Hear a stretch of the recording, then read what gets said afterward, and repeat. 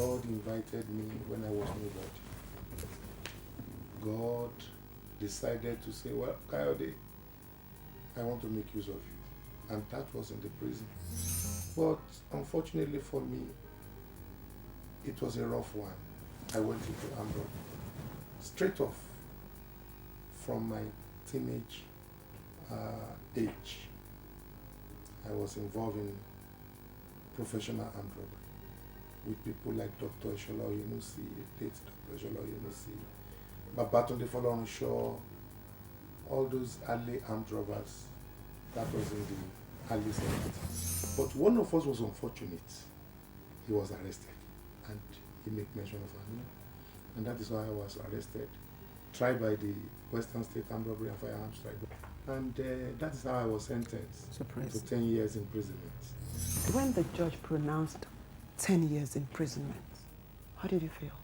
You see, I wasn't expecting 10 years. I was expecting him to sentence me to death.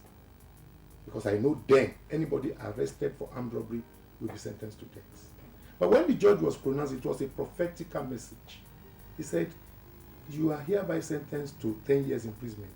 Maybe by the time you come out, you will be a changed person. So it was a prophetical utterance.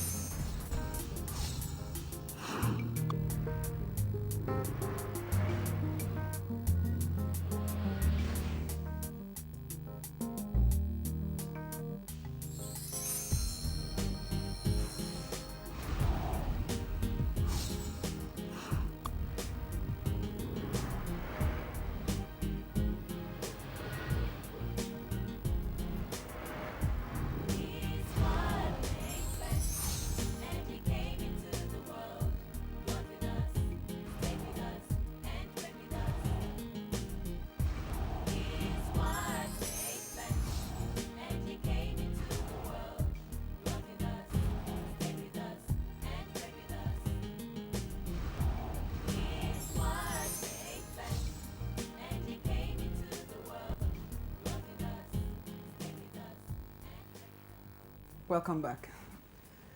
So, Pastor Kayode, Yep.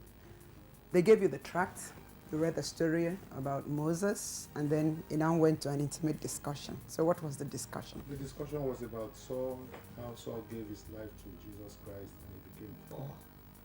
And the story was amusing and attracting in the sense that the actions of Saul. Yes. Killing Christians. Killing, so he's an action man. He goes about with gun and goes about with different types of weapons. So I want to see how he ended up. And what really challenges me there is that instead of Christ destroying him, because according to the story, the writer said, Saul fell down on his way to Damascus. And he started asking questions. Who art thou, Lord? So my expectation is that he should be completely destroyed. But he said, no, go to so place, because you are going to become a great vessel in my hand. And I will show you the things you must suffer for my sake. So that really challenges me. And the man that was writing, he said, you that you are reading this, maybe God wants to use you for a purpose. And it's possible you are reading this from the hospital or the prison. And I am very sure it may even be in solitary confinement.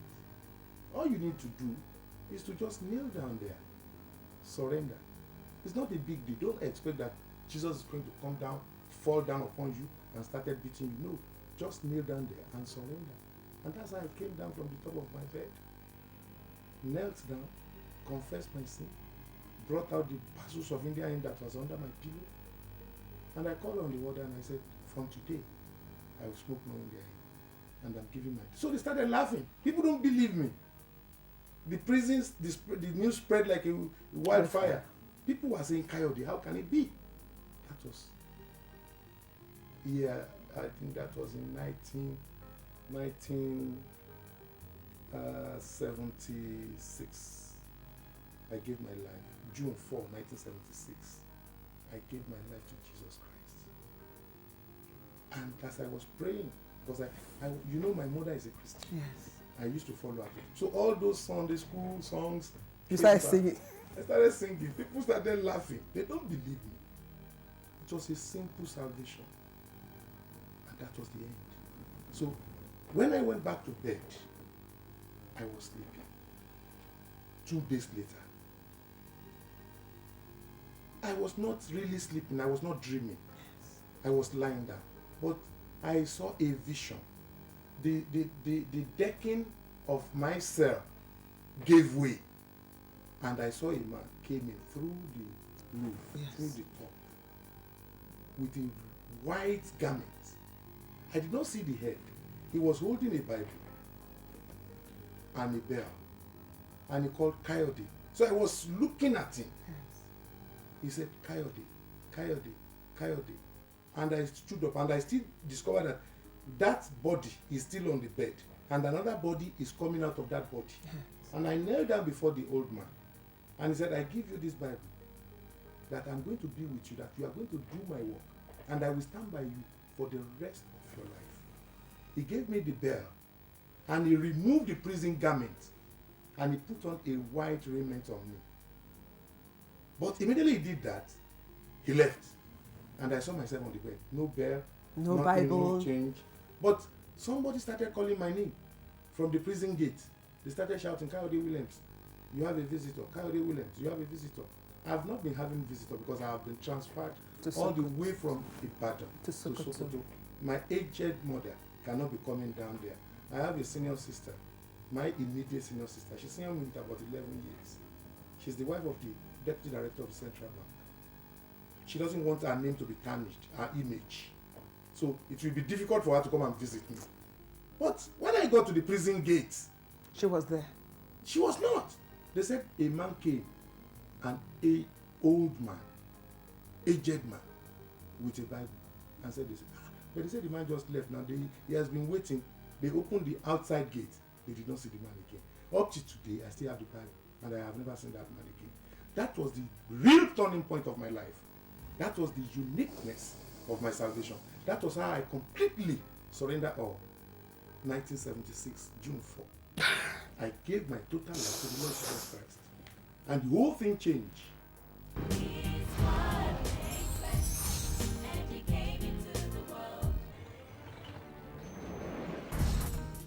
To be honest with you, I slept under 9/11 along Cemetery Road. I served people, carried stuff for the women, and from there I became a houseboy. You know, there's a mark on my forehead that was put there by a woman who used a Gelin bottle, you know, to bust my head because I didn't eat about 4 days expired eba. You know? Now, I spoke to the first girl, never wanted to marry me because I was ugly. I was, you know, there was no future. Spoke to the second girl and the third girl until I met this queen, this girl, this heaven maid. And I was still the same person that the 3 girls had rejected. And the first fire came, lost everything, and I was all by myself with my 1 trouser, 1 shirt. And then somebody offered me his store to stay. And then he was a tailor. And I was lying down with his brother called Michael. We're both lying down on the ironing table when suddenly fire broke again in the same, you know, that same little shop. And then this time, there was no water, there was nothing to use. The voice came saying, obedience or death. My friend introduced me to sleeping with men, getting money. That was the job she was doing. For the first time, I didn't find it easy. If I sleep with 2 men, I almost get crazy. But later I got used to it. At times 10 men, 15. In a day? Yes. And how much were they paying? At times someone will give you 500.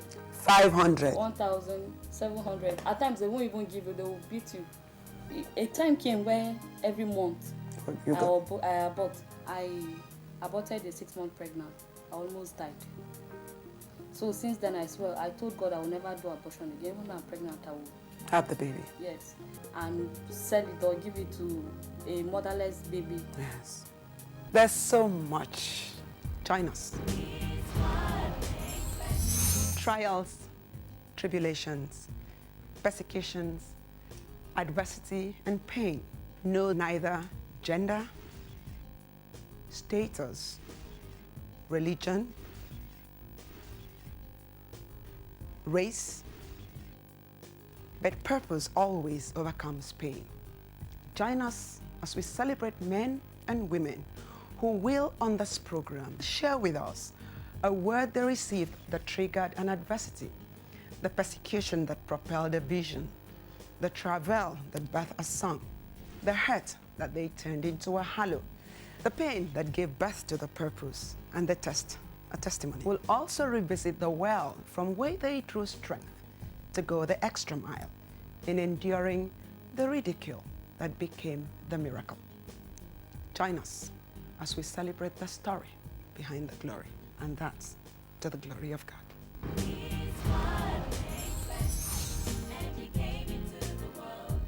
But when I got to the prison gates, they said a man came, an old man, aged man, with a Bible, and said this. But they said the man just left. Now he has been waiting. They opened the outside gate. They did not see the man again. Up to today, I still have the Bible, and I have never seen that man again. That was the real turning point of my life. That was the uniqueness of my salvation. That was how I completely surrendered all. 1976, June 4. I gave my total life to the Lord Jesus Christ. And the whole thing changed. I was expecting the authority to release me from the prison because I've spent some years. But they never released me.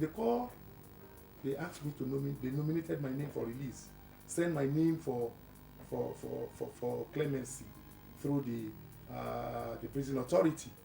But my name was rejected. 78, my name was rejected. 79, the man said, okay, maybe since you have changed, maybe we should use, instead of putting your name in number 1, because they put my name in number 1. He said, okay, we'll put it in number 3. That is the Father, the Son, and the Holy Spirit. So when they started releasing the people again, they called number 1. They called number 2. They jumped number 3, number 4. The next year again, they said, okay, maybe because we put your name in number 3, we will put it in number 7, a sign of perfection. They put it in number 7. They released people from number 1, number 2, number 3, number 4, number 5. They refused to release me until I completed my terms of imprisonment. God hadn't finished with you yet. And I came out 1980 after completing 10 years imprisonment. That same year, God said I should get married. There is a man that came from the United Kingdom. He's called Pastor S.T. Elton. Papa Elton, immediately I came out of prison, Papa Adeboye and some others introduced me to Papa, because Pastor Adeboye then has not started this program on Expressway. Yes. He was still at the Butemeta. So I met him through the interactions of other Christian brothers. And I was with Papa Elton. Pastor Elton said, Kayode, you have a lot of job to do. God has a purpose for your life. That you have passed through all these things for a purpose. Don't get tired, but you have to marry immediately. So I got married immediately. So how did you find the woman? Well, it's part of evangelism. You can understand. It was so fantastic. The parents did not accept our marriage. Because how can you give your daughter a hand to an ex-convict, a notorious armed robber? So it doesn't make sense. The family rejected that proposal. But my wife said, well, this is the man I'm going to marry. I've had his testimony, and I believe he's a transformed man. Because God has rebuilt, and reconstructed my life. So I'm no more Kayode of yesterday. You're a new creation. A new person, completely. I knew myself. Because I can't do any other thing except what Christ wanted me to do. But it's not easy. Then the churches, how would I become a member of a church? I went to Christ Ambassador Evangelistic. I was trained as an evangelist in 1980, because I came out of prison in 1980. 27 years ago. This story I'm telling you now. I came out 27 years ago. So I started. It wasn't easy. I met a lot of persecution, even in the church. You know, people, brothers. Yes, judgmental. All these. But the only key to success for a brother that is highly called, chosen by God, is to remain focused. Yes. No matter what you are passing through, you must position yourself for success. Don't look at other areas. Don't look at the noisemakers, because they were discouraging me. I don't have anything to eat. I have no home to stay. I have to go back to the police commissioner to tell him I have no place to sleep. Please, let me be sleeping in the police station until I'm able to get a home of my own. With your wife? No, I've not, it's not immediately. It was later. And So where was your mother at this time? My mother, you know, she's old now. She has Why spent couldn't so you go much. back to her I house? go back. If I told you what happened, because immediate family brought another problem, because they were thinking I'm a dangerous person. So the whole family were against me. We went to the house. My mother said, Kayode, you can't go anywhere. You have to stay with me. On getting there, I was arrested by the commissioner of police. They said they charged me to court again for conduct likely to cause the breach of peace. I was sentenced to 1 month in prison. Not as a thief now. Just because the room where my mother said I should stay is where the Ogbonis were staying. Because the senior mother, the senior sister to my mother, she's the yellow day of the Ogboni for Ibadan land. But you know now they were not fighting you because you were... I'm They were not fighting you persecuted now because... as an armed robber, Yes. but as a man of God, yes. And That's what I that want gives to me say. joy. I was arrested, sentenced. The very day I came out of prison was the day the commissioner of police died on the expressway. He died of motor accident. But that is not the end, because I still have to forge ahead. I have to let the whole world believe I have made a mistake. And that is what born that program on television. That is Another what gave birth opportunity. Another opportunity.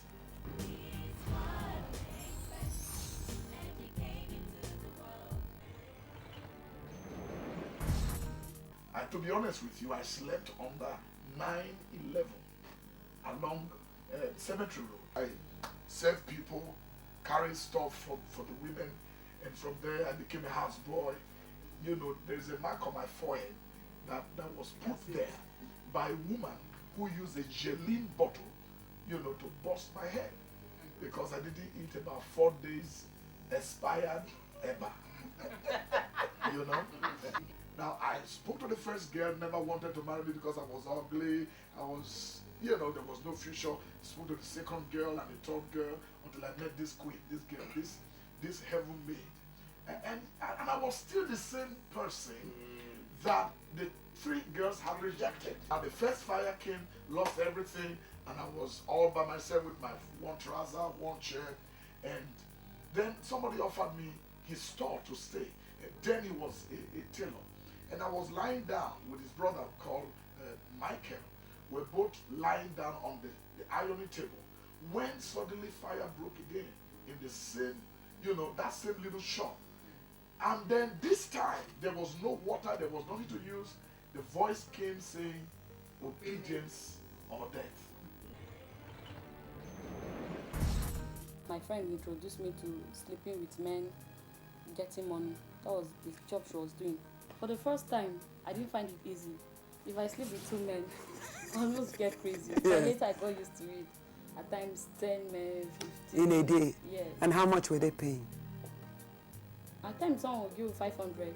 500. 1,700. At times they won't even give you, they will beat you. A time came where every month You got, I aborted a 6-month pregnant. I almost died. So since then I swear, I told God I will never do abortion again. Even though I'm pregnant, I will. have the baby. Yes. And sell it or give it to a motherless baby. Yes. There's so much. Join us. Trials, tribulations, persecutions, adversity, and pain know neither gender, status, religion, race, but purpose always overcomes pain. Join us as we celebrate men and women who will, on this program, share with us a word they received that triggered an adversity, the persecution that propelled a vision, the travail that birthed a song, the hurt that they turned into a halo, the pain that gave birth to the purpose, and the test, a testimony. We'll also revisit the well from where they drew strength to go the extra mile in enduring the ridicule that became the miracle. Join us as we celebrate the story behind the glory, and that's to the glory of God.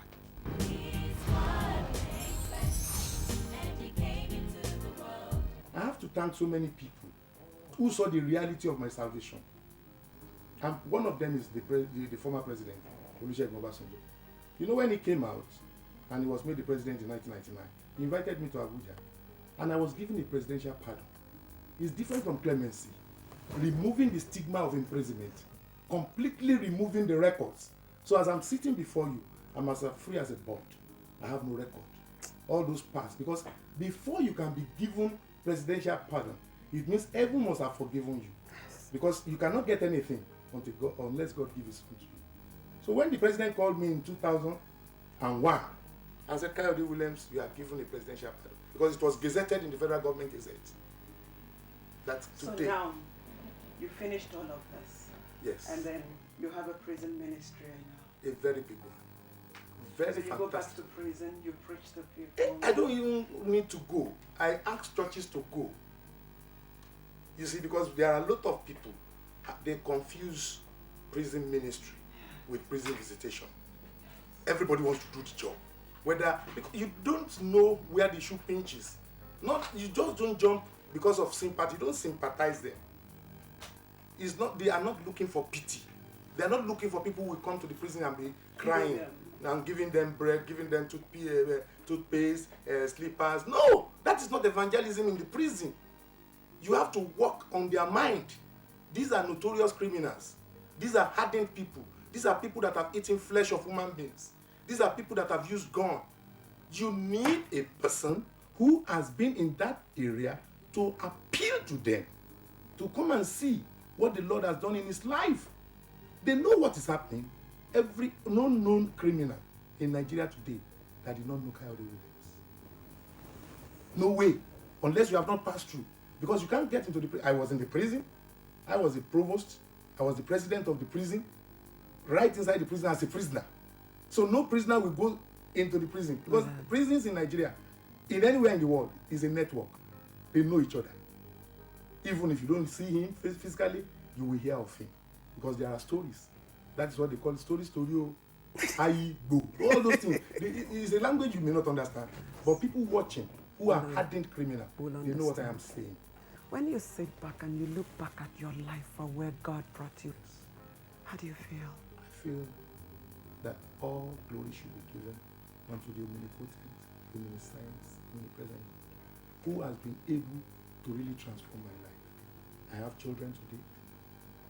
I was made a member of the Presidential Committee on Prison Reform and Rehabilitation. I went to London. I met with the Brixton Prison governor, who later invited me to come and speak to more dangerous criminals in Brixton Prison. So I said, God, so you have a purpose. Yes. If I had followed a straight line without crime, because I was in the Southern Police College, Ikeja. Yes. They call that police college, which is Ikeja now. They call it Southern Police College then. Maybe we would have been in the... Then you wouldn't have been doing That's what I God want wants to tell you to do today. But now, when the president now invited me, and I was made a member of the Presidential Committee, and the Chief Justice of the Federation is a member, the Inspector General of Police was a member, the Obadira Potential a member. I now say, so God Had a purpose. you are wonderful. You know, the Bible says God lifts you up from the dunghill. It takes the foolish things of this world. To confirm the wise. Yes. Today, Chief Afe Babalola is the Chairman Board of Trustee of my organization. Obadida Joshua is the Chairman Governing Council. Olisa Agbakoba is a member of Board of Trustee. Mention, there is another man who has never, he did not want to do anything with anybody that has ever been to prison. Because it's like a taboo. It's a disgrace. But for me to come out boldly and share my testimony is to tell you that I enjoy what the Lord in His infinite mercy has done to remold, to rebuild, Pastor, and to represent me. Pastor Kayode, thank you very much. It's wonderful having you here. And thank you for coming to tell your story. Thank you. And I believe that God has not finished with No, you no, yet. no, no, it's the beginning. Because your story will definitely encourage someone out there. I am speechless.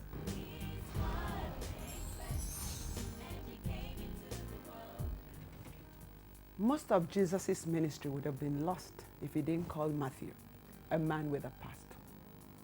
Mary Magdalene, a woman with a past, but she followed Jesus anyway. Jesus knows our past, and he calls us anyway. It is not your past that matters. It is what God has made out of your life.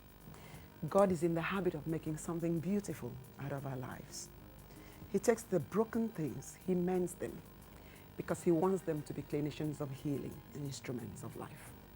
Pastor Kayode's story is amazing. Well, that just shows you that God has not finished with you yet. That no matter the situation, no matter how far gone you are, God has a ministry, and that's why he's putting you through that pain. Well, do not be discouraged. Mothers out there who have children who are giving them sleepless nights, making them running from pillar to post. Well, you just go to God in prayer and tell God to reveal the purpose which he's putting that child through for, because he will come out to be a child that you will be proud to say, the Lord did this, and it is too marvelous in our eyes. Until I come your way another time, my name is Udwaka Basi, meaning God's will, perfect will of God. Thank you. Like me, nobody can hate me, I'm blessed.